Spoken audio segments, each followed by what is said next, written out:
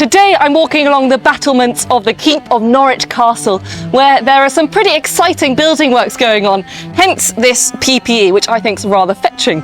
Now, Norwich Castle has a rather interesting history. The first castle was built by William the Conqueror over 900 years ago. He began building works here in 1067, just a year after the invasion.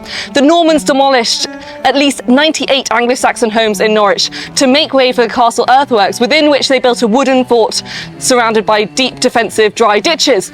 Now, William's son, William Rufus, then started this stone keep made of local flint and limestone shipped from France, which was eventually completed by his brother Henry I in the early 12th century. Now, this wasn't actually designed as a fortification, but one of the most spectacular palaces in medieval Europe. As it turned out, no Norman kings ever lived here, apart from Henry I, who briefly stayed here for Christmas 1121.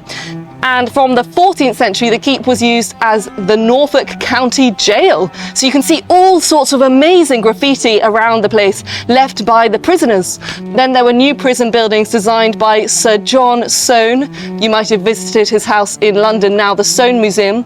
And this was constructed both inside and outside the keep in the early 1790s. And then in 1883, the county jail moved, and 11 years later, after a major transformation, Norwich Castle opened as a museum, which you can still visit to this day. So the building here has undergone all sorts of alterations over the years, but it's quite incredible that you can still see some of the original features, such as the Norman pillar bases, the stonework, the same pieces of stone seen by the likes of King Henry I. And you can see that there's plenty of work going on here. This is all part of an exciting new project called Royal Palace Reborn, which is designed to transport visitors back in time by recreating the original Norman palace. So when it opens, you'll experience Norwich Castle as if you were visiting in the 1100s. And for the first time, you'll be able to visit all 5 levels of the keep, from basement to the battlements up here, where it's very sunny today. There will also be the Gallery of Medieval Life, a British Museum partnership.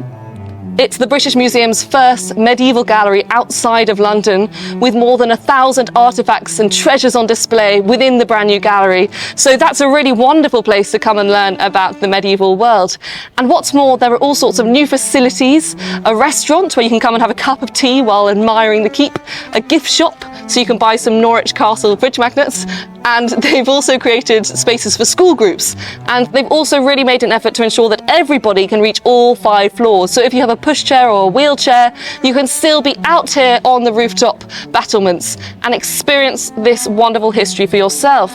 Now, all of this has been made possible by a £13 million grant from the National Lottery Heritage Fund, which since 1994, so only in the last 30 years, has awarded £9.2 billion to more than 52,000 heritage projects across the UK.